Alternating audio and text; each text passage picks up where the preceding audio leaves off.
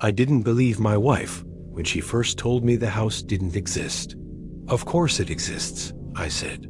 We're standing in front of it. But she wasn't talking about physically. She meant digitally. No Google Maps, no Zillow history, no property records, no satellite image, just trees, and somehow our house. We found it through a private listing. The email came from an address with no name attached, just a string of numbers. The price was impossible. 5 bedrooms, 2 floors, a wraparound porch, deep woods behind it, half of market value. I should have known then, but we were desperate, and desperate people don't ask the right questions. The first strange thing happened the day we moved in. The GPS stopped working 3 miles before the house. Not lost signal stopped. It rerouted us back toward town every time, no matter which route we chose. Finally, I followed the printed directions the seller had emailed us. Handwritten. Who uses handwritten directions in 2026? The trees grew thicker the closer we got. No power lines, no mailboxes, no neighbors. Just one narrow dirt road that twisted like it didn't want to be followed. And then there it was. The house. Beautiful. Silent. Waiting. The second strange thing? The silence. No birds, no wind, no insects. It wasn't peaceful. It was empty. Like the world had muted itself. That first night, I couldn't sleep. Every house makes noise. Wood settling. Pipes shifting. But this house didn't. It didn't breathe. It didn't creak. It just existed. Around 2:13 a.m., I heard the front door open. Slowly, I sat up in bed, listened. No footsteps, no voices, just the door opening and then closing. I grabbed the baseball bat I keep by the bed and went downstairs.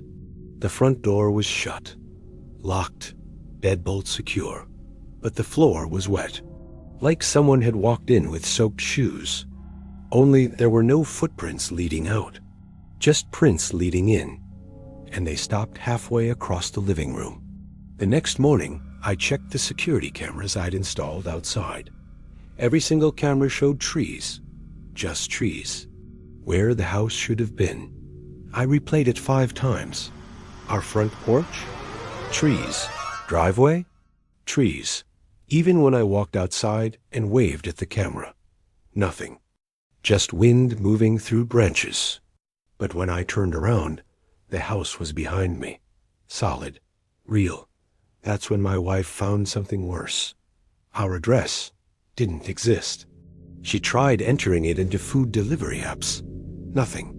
Tried emergency services lookup. Nothing. She called the county clerk. They had no record of the street name, not even as an abandoned road. It was like we were living between coordinates. That night, the knocking started. Not on the door, on the walls. 3 slow knocks. From inside, then silence. Then 3 more, from a different wall. I pressed my ear against the drywall, and I swear I heard breathing on the other side. But there was no other side, just insulation, and wood, and forest. On the 3rd day, I tried to leave, just to test something. I drove toward town. The road stretched longer than I remembered. 15 minutes, 30 minutes, an hour, still trees. Still that same narrow dirt path. I checked the rearview mirror. The house was behind me, still visible, like it was following. Then my phone buzzed. A notification. Welcome home. No sender. No app. Just those words.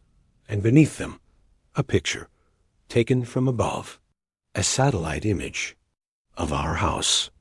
Alone, in the middle of black, no trees, no roads. Just the house, floating in darkness. When I looked up, the trees were gone. The road was gone. The sky was gone. Just black, like the world hadn't loaded yet. And in the distance, the house, waiting. I slammed the gas pedal. The car didn't move. The house grew closer, without moving, closer, closer, until I was parked in the driveway again. Engine off, keys in my hand, like I'd never left. That night, my wife asked the question we'd both been avoiding. What if it's not that the house isn't on any map? She looked at me.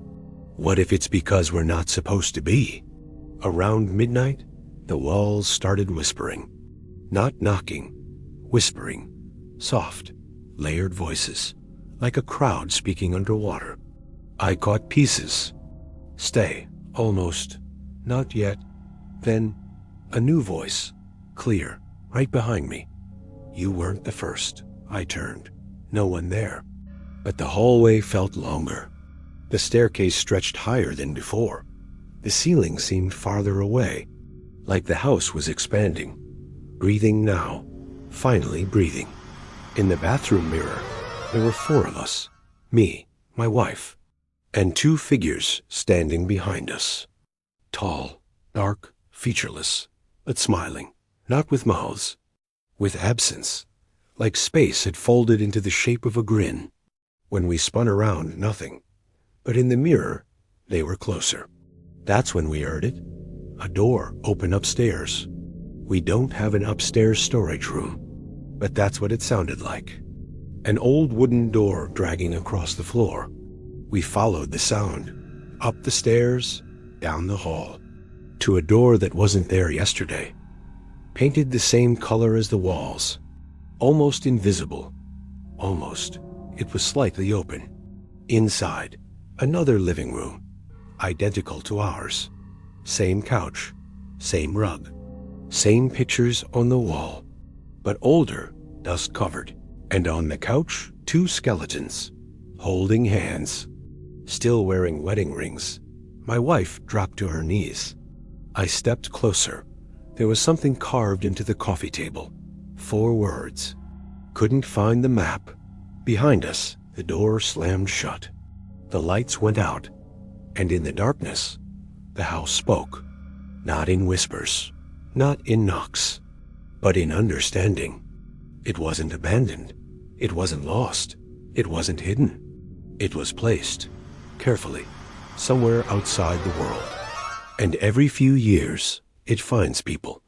People who need a home. People desperate enough not to question the impossible. And it keeps them. The last thing I remember is waking up on the porch. Morning light, birds chirping, wind moving through trees. Normal, peaceful. A moving truck parked outside. A young couple stepping out of their car. The man holding printed directions. The woman staring at her phone. It's weird, she said. I can't find this house on any map. I tried to scream, tried to warn them, but I couldn't move. Because I wasn't on the porch.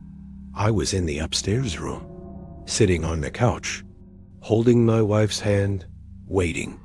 And downstairs, the front door slowly opened. And subscribe for more.